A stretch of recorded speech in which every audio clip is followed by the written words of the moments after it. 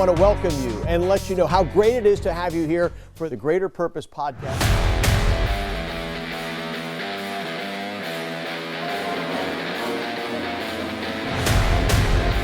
What's up?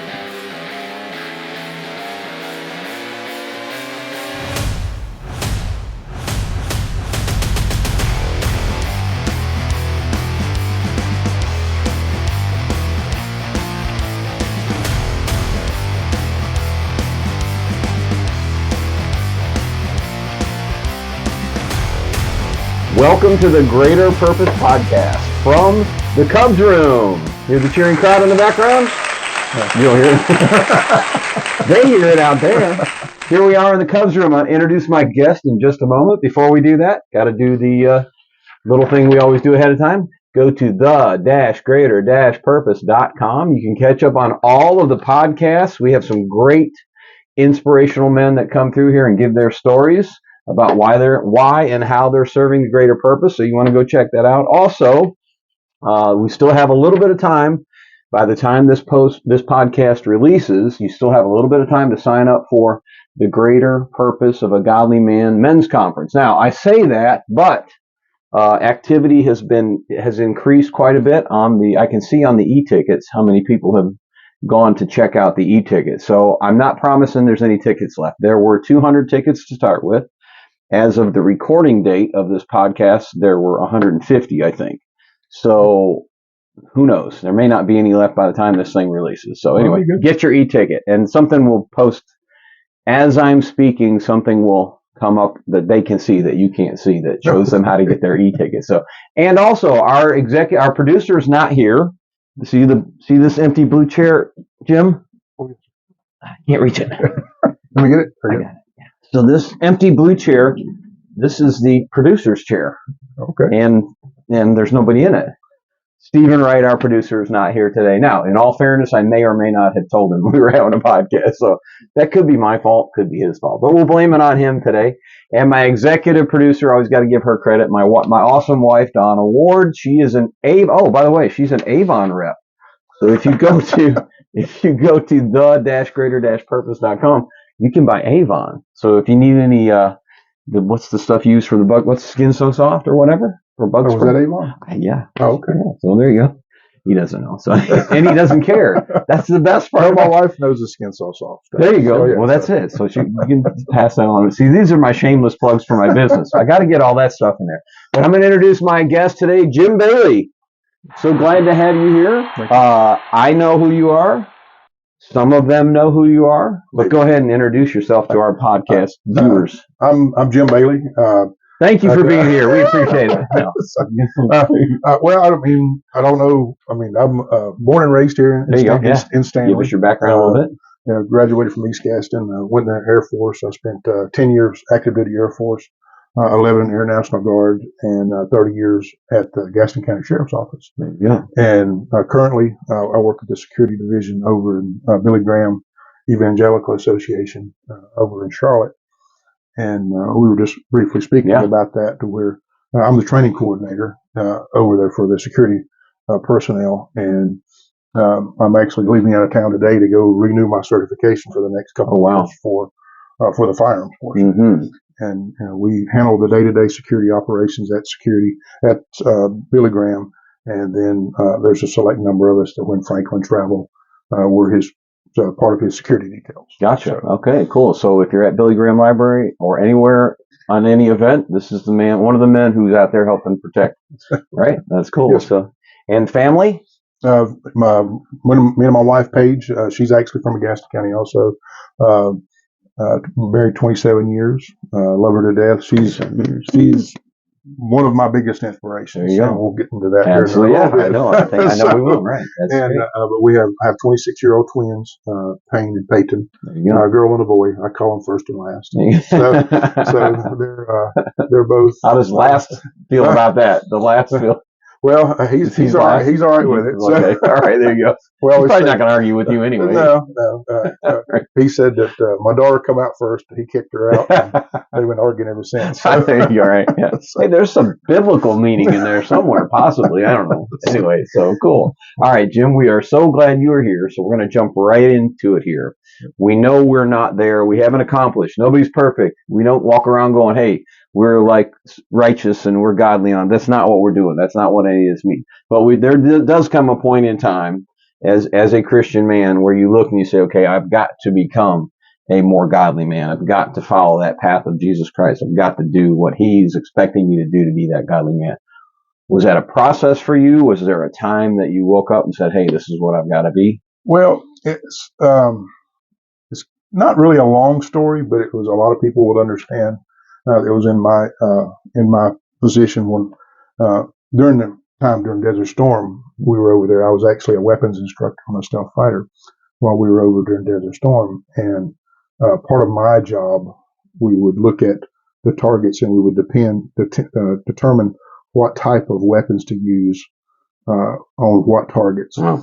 And you look at the targets and you look at what's around it, and you're in your mind and your heart, you're sitting there going, "We're going to kill people," and you have very little time alone over there because you're always working. Right. I mean, people don't really understand during wartime, even Air Force guys, because everybody makes fun of the Air Force because they call them Chair Force. But when you're in my career field, when you're actually working on the aircrafts and programming a lot of the computers with the weapon systems and everything, and loading the bombs where they're going to be delivered, you're responsible for people's deaths. Sure.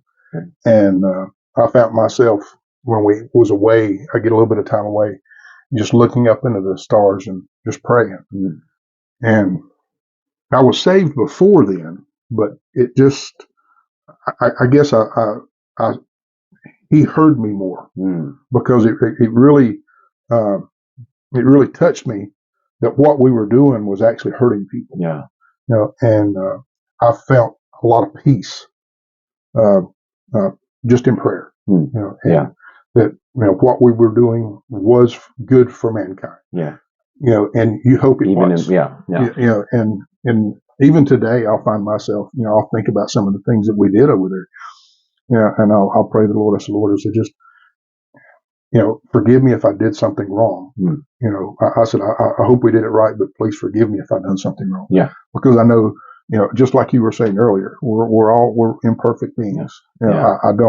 I don't claim to have answers for everything, and I make mistakes every day. Yeah. Well, I'm going to make a controversial statement here. War is biblical. Yes, just going to leave it right there. So, I mean, you were serving a purpose to protect certain assets, certain people, certain lands. So, so that must have been a difficult time. So, yes. Yeah, we probably could get into that even deeper. Pat Harrigan's been on the podcast, and he spoke to some of that. So, but maybe we'll have you come speak at one of our events one time about that a little bit deeper. So, so who would have been your biggest inspiration, either at that time or before you got saved? Who would have been your biggest, if you had to pick one, which is really hard to do, and you can elaborate more later. But if you had to pick one, let's say one or two, who would be the man or woman that been your biggest? Well, I'll do one each. Okay. Because I had probably the biggest male inspiration that I had for my salvation. That I was saved again, but he was probably one of the most godly men I've met in a long time. Was Pastor Andy Raines. Okay. He's from here in Stanley, and was going to Fairview Baptist Church, and it's actually the female I want to talk to is Billy Wright. It's my wife's aunt, one of the best Christian women I've ever met, and good Baptist. Oh, there you go. Because she could really cook too. But, I thought that was all of the denominations claim that. So but she was just such a sweet, inspirational person. I mean, and everything was built around her salvation and helping others. Yeah. Because me and my wife, when we got married, we were kind of in and out of church. And her aunt said, "You need to come to Fairview this Sunday." Period. It wasn't it wasn't a. That was an invitation. No, it was yeah. And the kids were real small. I mean, they were still in diapers, but we raised our children in that church. I became an ordained deacon in that church. I loved it. Yeah. And when she passed away, really bothered me. Yeah. But Andy was the preacher there. Yeah. And one of the things, I talked to him about it and everything, and he said that everybody has their paths in life. Mm-hmm. And when your job here on earth is done, the Lord's going to take you home. Mm-hmm. Right. And I think part of her lot in life was to help me and my wife and my children find their way in the church. Yeah, absolutely. Yeah. And anytime I'd talk with Andy, and he said, "You want to go get a hot dog?" And we would talk. We'd go to Tommy's or just somewhere to have a hot dog and talk. Right. And some of it might not have been about the church, but a lot of it was because everything that we always had our conversations around wound up being about the Lord. Sure. Which the way it should be. Sure. Yeah. So, when you're connecting with somebody on that level, it generally comes around to that. So, but if you're struggling out there and you're not having those conversations, you need to have those conversations. I say this at men's events, and I've said that I think to our agenda people, our no agenda breakfast guys, make those connections. When the guy says, "Hey, let's do lunch sometime," take them up on it. Go. Because when you have those conversations, they can be healing, they can be rewarding, they can be inspirational. So that's pretty cool. That's great. All right, I know you've got more people to share, so we're gonna go. So, and the emotional thing, just so you know, my producer and my executive producer love it when I do that, and I never do it on purpose. I have a few times, on the podcast, and then my producer turned it around on me. Go back and watch my podcast. We were in here practicing, I thought, and he turned it into a podcast, my first podcast. So, but the emotion is important, I think, because I think there are guys that I see that I wonder, is there any emotion behind is there any emotion behind this spiritual movement in their life and in their soul and in what they're doing? So because it's important to see that, I think. So anyway, so all right, so you are with a lot of guys, right? You're with like the tough guys. You're with, I mean, he's telling me about a guy that's how much bigger than you?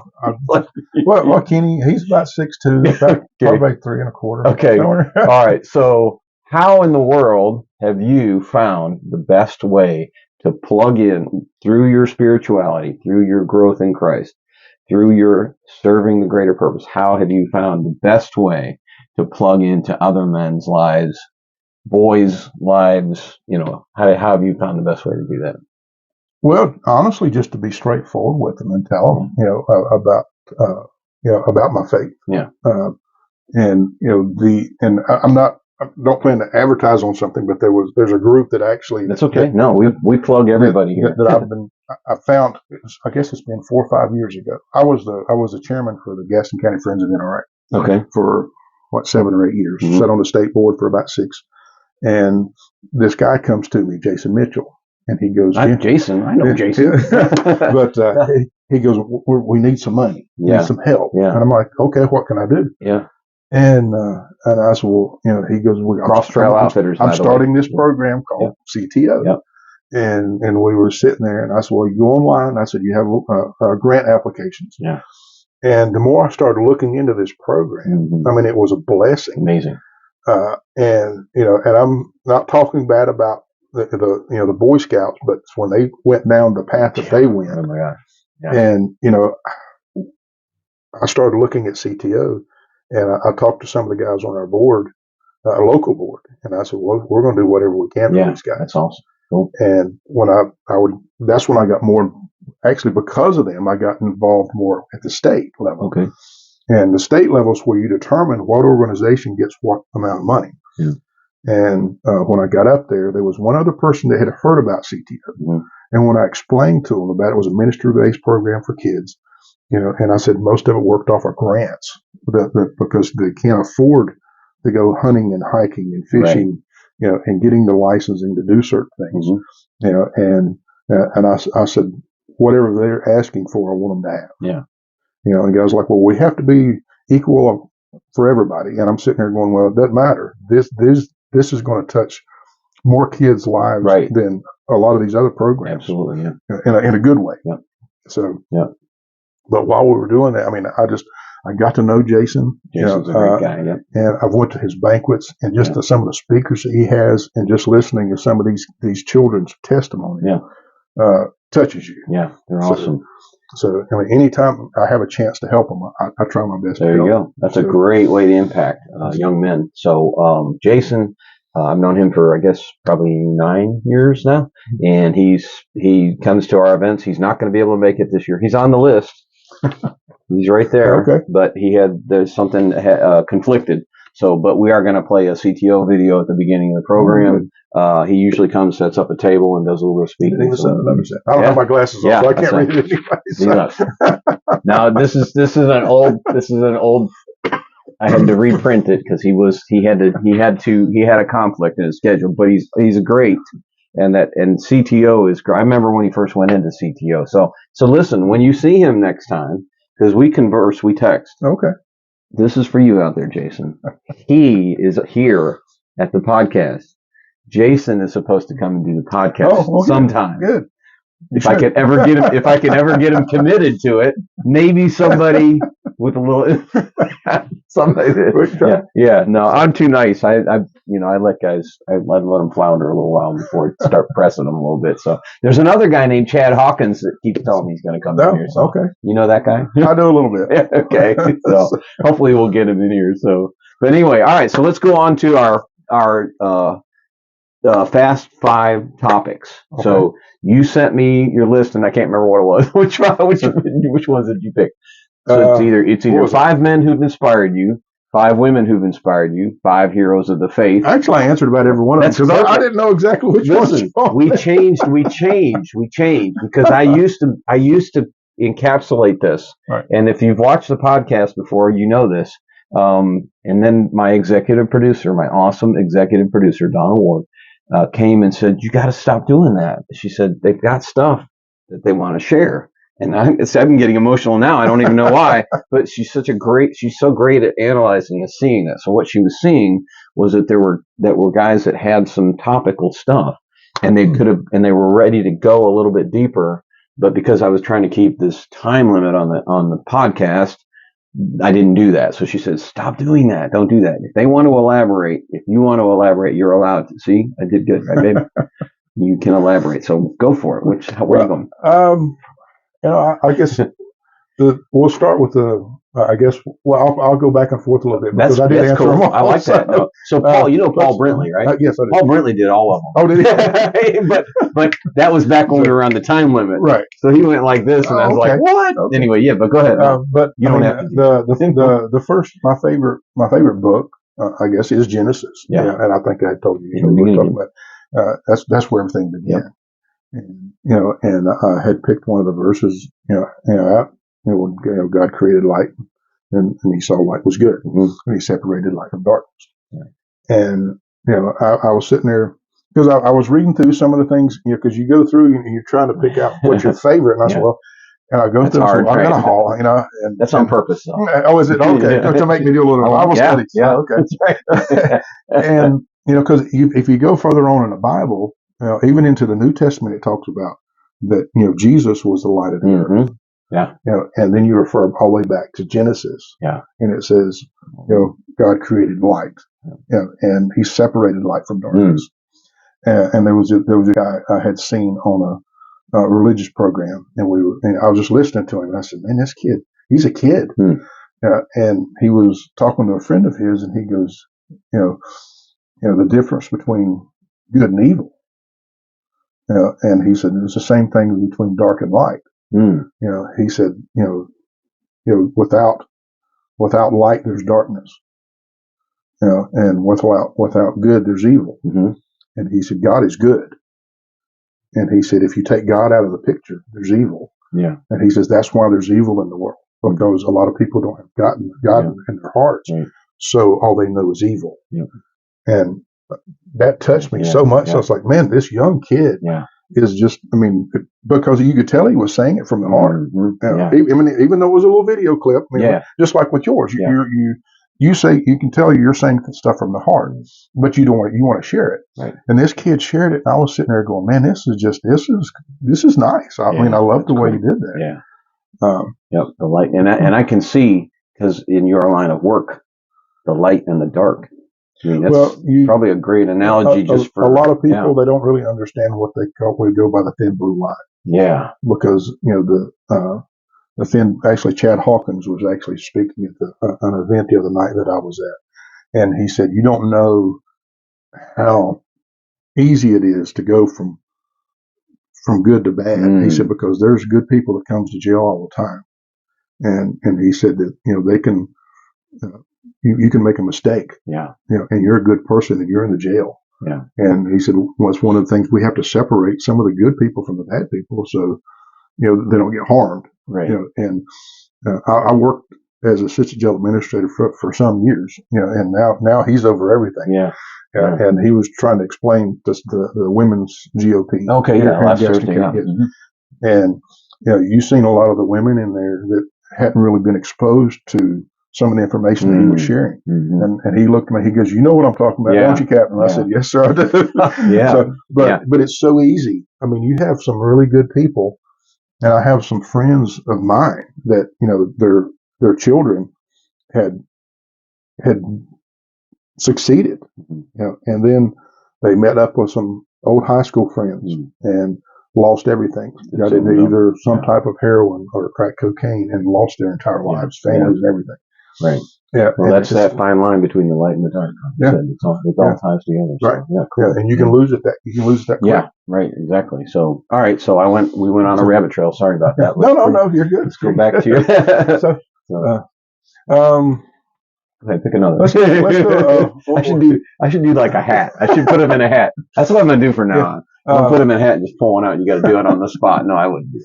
But one of my heroes of faith,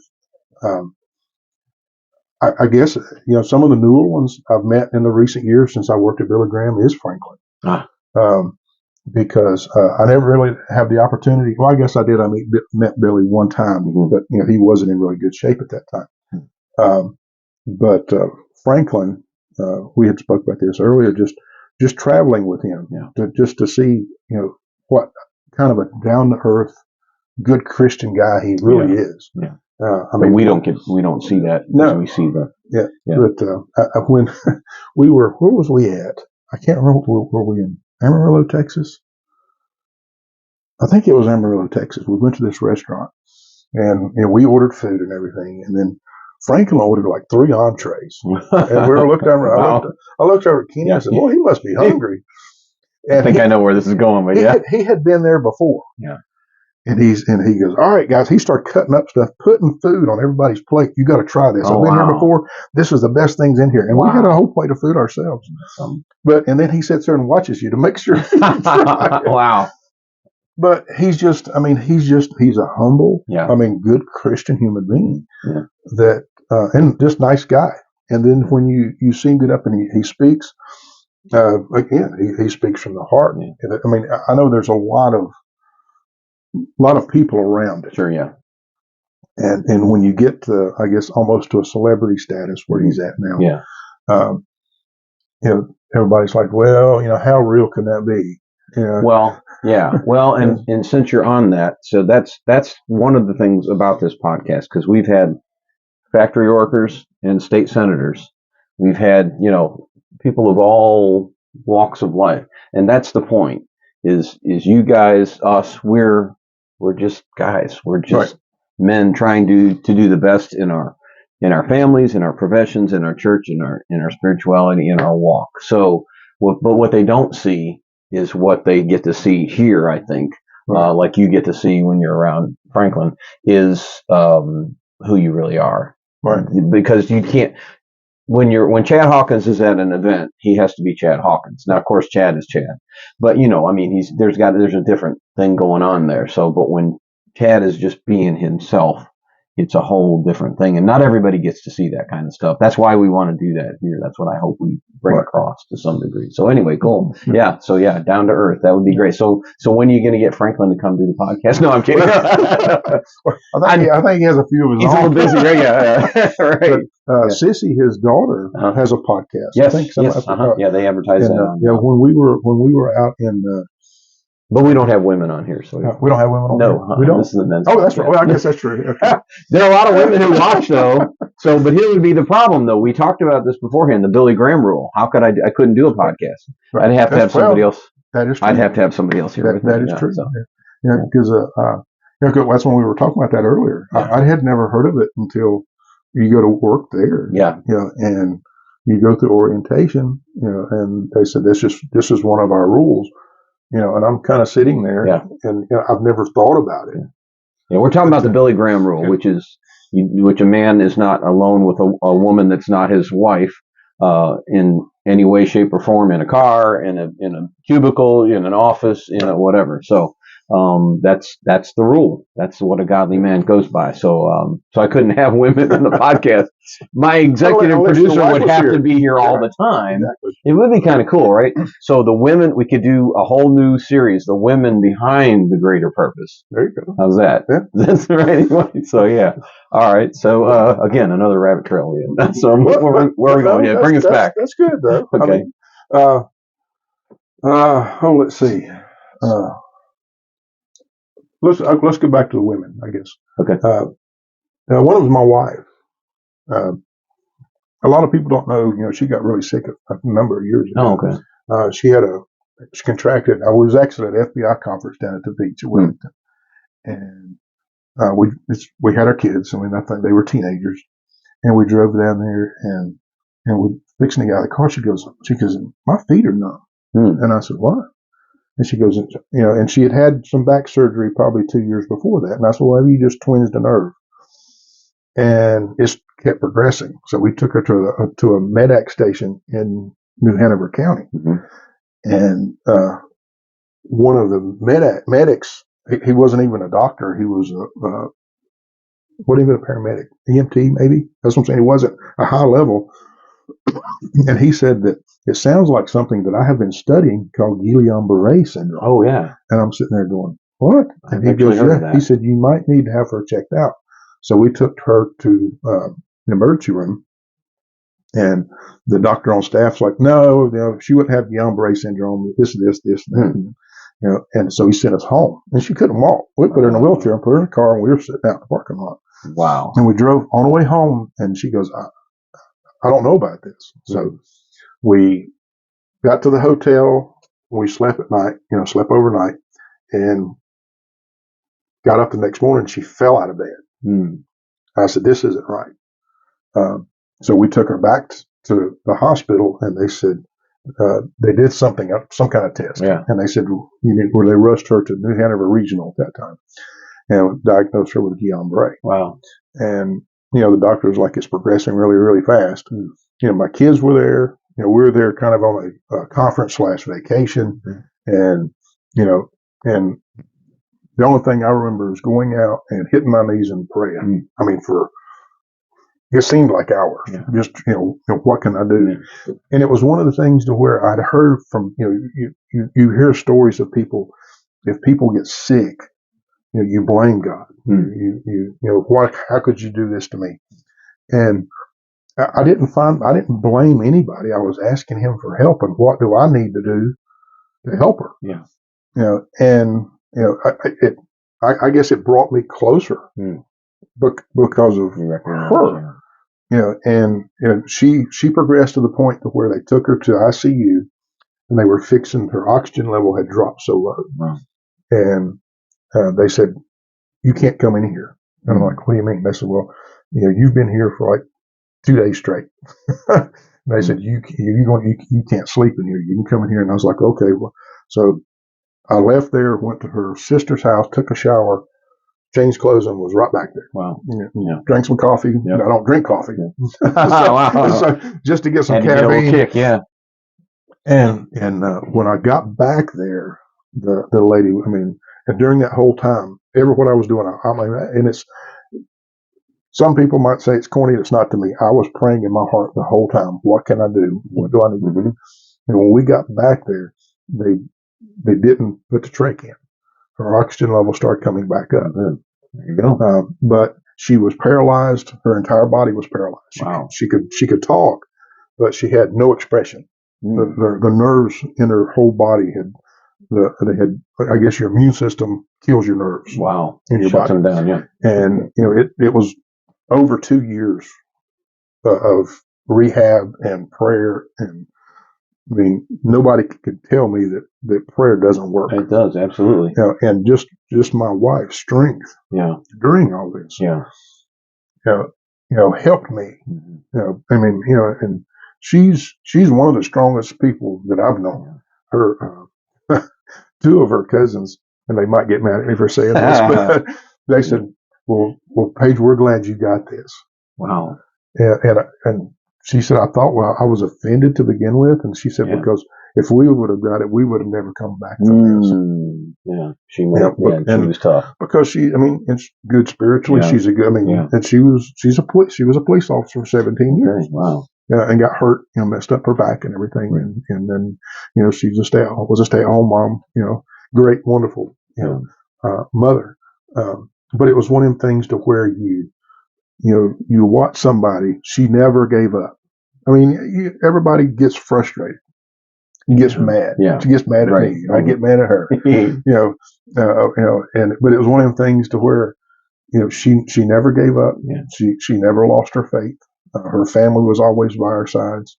And that's what I'm saying with her Aunt Billy. Her Aunt Billy just helped tremendously. And the Fairview Baptist Church family just prayed for us all the time. And it's one of them things to where I wouldn't be where I'm at today if it wasn't for her. Yeah, right. Because I'm running for Gaston County Commissioner. Yep. Yeah, you can say that. Yeah. This is not a political podcast, but we do let people mention stuff like that. Yep. And we were actually, sorry, now we got a little bit of hatred. But when we were discussing some of this stuff, and she goes, either you can do something about it, or hush, I won't hear about it no more. And I was like, okay. so there you are. So a few people had talked to me about it. Yeah.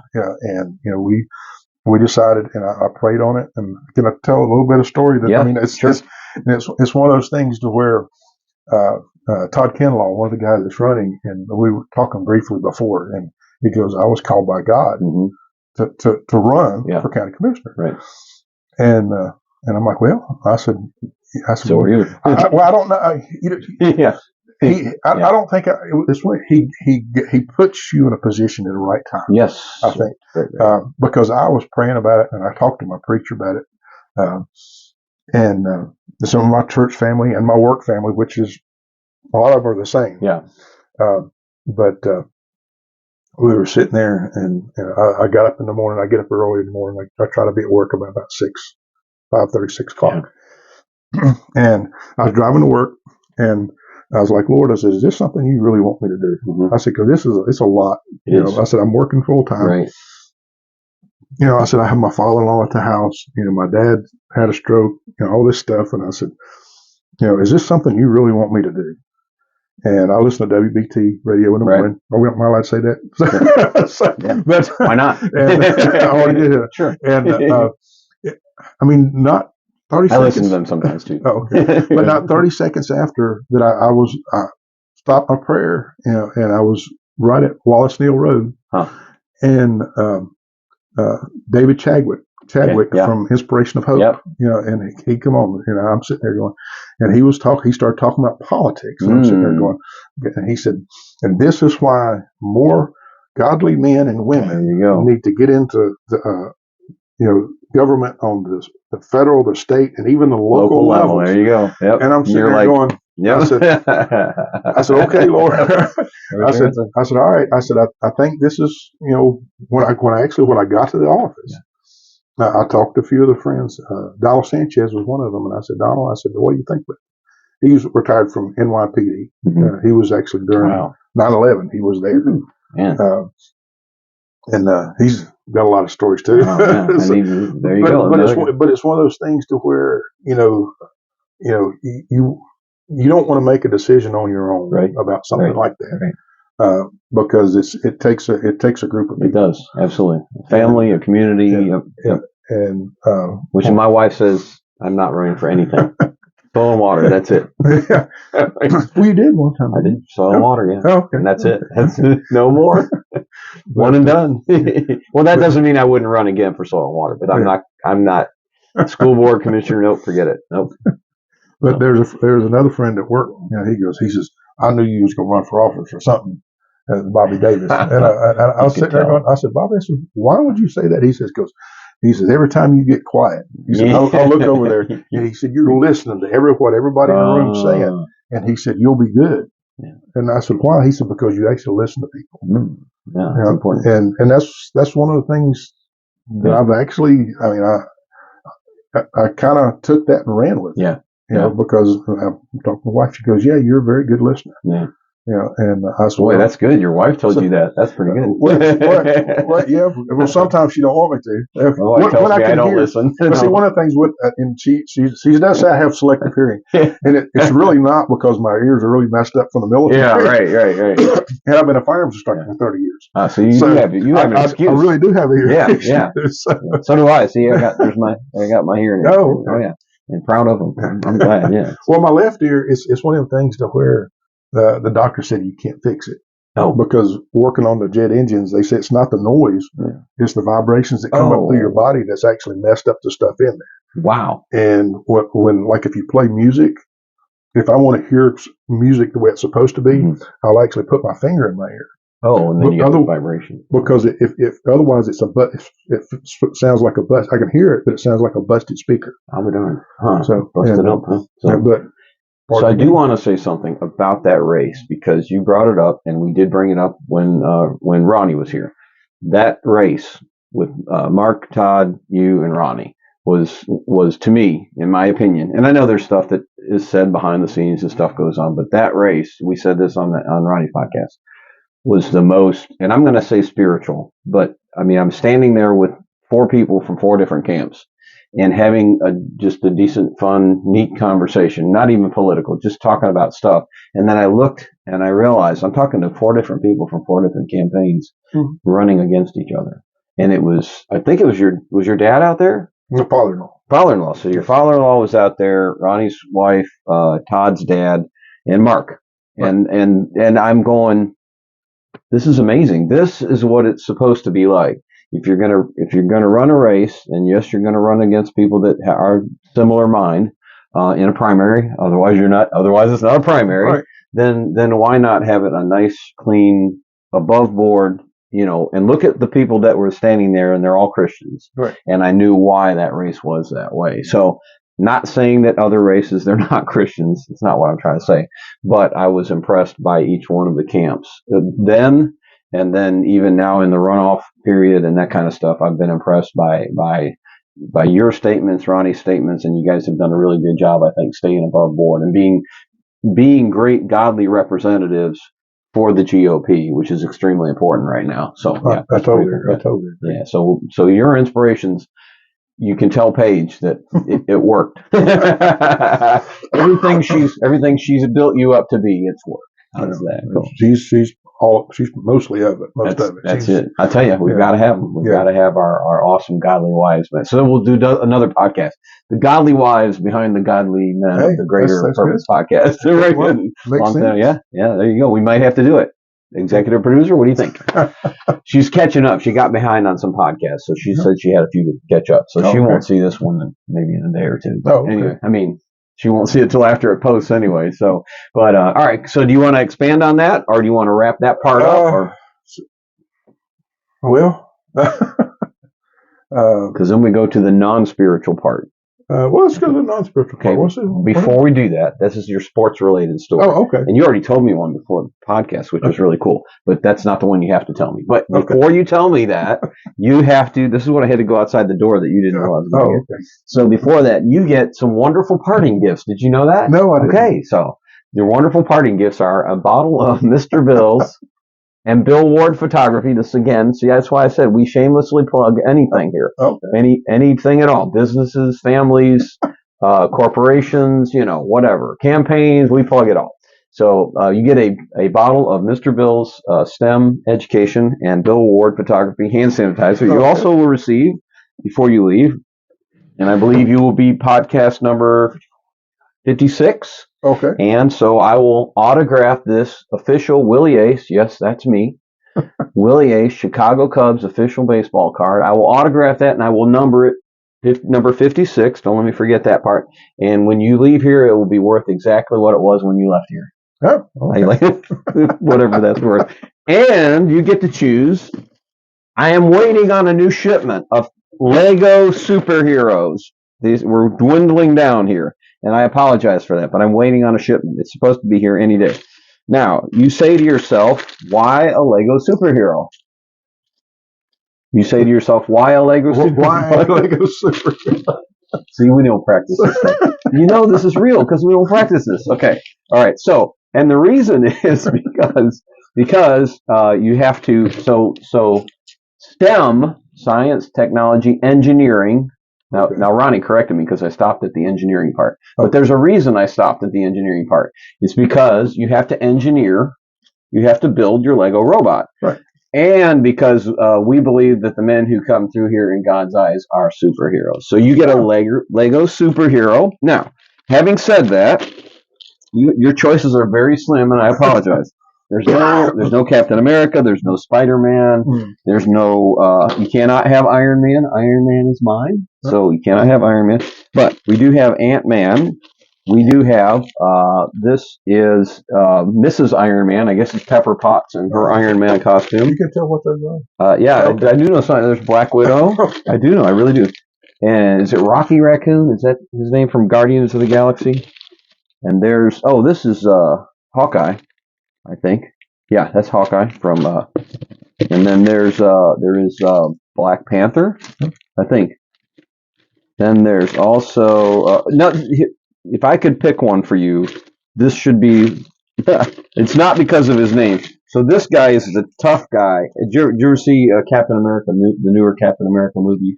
The newest, the first Captain America movie had this guy. And he is like the tough guy, and I can't remember his name. He's a really good actor, but his name's Dum Dum. That's not. Oh, gee, thanks. That's not. But it has nothing. That's his nickname. I looked it up the other day because I didn't know what his name was. I recognized the character, but he's a real tough guy in the Captain America movie. So that's the only reason. So am I Dum Dum? No, hey, listen. Dum Dum. Yeah, I offered you like a candy. That's right, Dum Dum. Yeah. This is Captain. This is Captain Marvel. I mean, and then there's all. You don't know who Gamora is, do you? No. Okay. So who's Gamora? Gamora is she's also from Guardians of the Galaxy movies. So, but anyway. Oh, the green female. Yes. Oh, okay. You do know. Yeah. So you do know. Anyway, so you get. I'm sorry, the choices are so slim. Oh, well, give me the Dum Dum. There you go. Now look him up, though. Okay. Look him up. You guys out there too, look him up. He was the tough guy. He was Captain America's sidekick going into World War II Germany to rescue, to do all that stuff. Oh, and he was the guy ready to go in and blow everybody up. When you see him, you'll know who I'm talking about. Yeah. Okay. And he's a good Christian actor too, the guy that played him. So, okay. So that's what I had. I hate the nickname. What was it? The guy from the Guardian of the Galaxy, the head lead guy. Yeah. He was. I've heard him speak. Matter of fact, very inspirational. He is on a baseball card here somewhere. He threw out the first pitch at a Chicago Cubs game. Oh, so okay. Pratt. Right. Yeah, Chris Pratt. Right. There you go. Yeah, so cool. All right, so now you get to tell us you're after all that. Sorry. That took like way longer than it's supposed to. I'm going to be in trouble for this. My executive producer is going to yell at me for this part. Well, she won't. She doesn't yell at me, but she will tell me that it took too long. I thought you said it was your wife. Huh? Yeah. She doesn't yell at me. He said that. I didn't say that. I did not say that. He said that. I'm going to get yelled at for that. Right. Right. Now you'll get yelled at, right? So, okay, good. Okay, now, sports story. Here we are. Give us your favorite sports-related story. Sports-related story? Yep. Okay. Well, it's kind of religious also. That's good, too. Okay. That'll work. Okay. Yeah, either way. Yeah, sure. A long time ago. This is before I was a follower of Christ. I wasn't really saved at that point because I was 19 years old. Okay. 19 years still Yeah. scattered-brained and Yeah. all kind of stuff. Definitely. So, and I've always been I was a big Dallas Cowboys fan. I still am. I still am. Yeah. I don't like the owner. I don't like half the team. Yeah. But it's one of those things in your to blood. where I've always been a Cowboys fan, and Yeah. I'm hoping they get back. I'm gonna text Schramm, Tom Landry, Oh. Roger Staubach, Yeah. kind of guy. Oh yeah. Yeah. Okay. The glory days. Yeah, and good Christian people. Yeah. And Great stories about Tom. yeah. When I got to Texas, actually back up a little bit because I went up in Texas. When I went in the Air Force, you go to Lackland. Everybody goes to Lackland Air Force Base for basic training. Then I went to Denver, Colorado for school. My first Air Force base was in Fort Worth, Texas, Carswell Air Force Base, working on B-52s. Most of them were built before I was born. Oh, wow. You're 20 miles from Irving, Texas. Yeah. And if most people don't know, that's where the Cowboys used to be, was in Irving, Texas. Right. And they had a tour set up, and we're going to tour Irving Stadium. Cool. I was like, yeah, I'm going. Yeah. I'm good for that. And we went through, the whole stadium, showing the locker rooms and, where, the fitness rooms and the practice fields and the fields and all these niceties and everything. And then you come up to this door, this big, huge, beautiful doors. And it was Tom Landry's office. And not a piece of paper, not a plaque. It was engraved on the door. Oh, wow. Cool. Yeah. And it said, "My God, my family, my football team." Yeah. There you go. Yeah. And I'm sitting there going, that's why I like these guys. Yeah. And that was, like you said, one of the inspirational moments. I was sitting there going, this guy can have anything he wants. Yep. It's his faith in Christ. Yep. And then I did a little bit of research on it. And I'm like, well, did he actually come up with that? Did he come up with that? Tom Landry didn't come up with that. Okay. So who was it then? Vince Lombardi. Oh, okay. Gotcha. And it was my family. What was it? My God, my family, my Packers. Ah, there you go. Yeah. But they were friends. I'm going to probably get this wrong. I think Vince Lombardi was the offensive coordinator and Landry was a defensive coordinator, I think, for the Giants. Okay. Right. Yeah. And wow. Way yeah, back. No kidding. Way back when. Yeah. And I was like, wow. So sounds to me, two good godly men, again, back in that era that kind of helped shape what the NFL is. Sure. But, where it's gone today, I don't know. Yeah. Because you have a lot of good football players, baseball players, basketball players. You hear some good stories, but then you hear a lot of bad ones. Yeah. And the way our society's going now, it kind of breaks my heart. Yeah. You'll see a lot of them because, unlike your podcast, I guess you don't clip stuff off of the podcast. I don't know. I've never done a podcast. Yeah. So. There might be occasionally I'll have something that I might just splice something together, but for the most part, we don't take anything out of it. But, you'll see a lot of the interviews with athletes and it say, I'll give all the praise to the Lord Jesus Christ. And then when you see the accident on television, they edit all that out. Yeah. They did that recently. Yeah, with the Super Bowl and the playoffs. But all the time now. And I just don't understand why. Yeah. And it's not one of those things where people's not, they're not trying to force their religion on somebody. They're telling them where they're inspired. Right. You give them the strength to do that because God gave you those gifts. You didn't get them on your own. Well, it's because Satan is scared. Because all it takes is just one person with the right kind of influence. Look at Tim Tebow. Look at so many others like Darryl Strawberry, like we talked about before. Right. Look at some of these guys who have had that influence and have literally changed lives through their faith in Christ. So Satan's afraid of that. So there's your mainstream media. Yeah. So I mean, that's something I tell people, I'm like, I'm nothing. I said, you're given gifts by God. You have to figure out how to use them and what to do with them. Right. He gives you the free will to do what you can with what and if you need help, he's never going to put anything on you that you can't handle with his help. Yep, and it's right in this. And I apologize for the book being underneath here, but the book is right there. That's the book you need. There's the book you need right here, the Bible. All your answers are right in there. So, absolutely cool. Well, listen, Jim, I sure appreciate it. Guys, I hope you've been inspired, encouraged, motivated. Hope something that we've spoken about here will help you step forward and serve your greater purpose. Also, please like and share and subscribe. Make sure that you tell your friends about this podcast. We don't make any money off this podcast. $0. This is not about that. I got this. So you got this. You get the gift. Yeah. Oh, and that.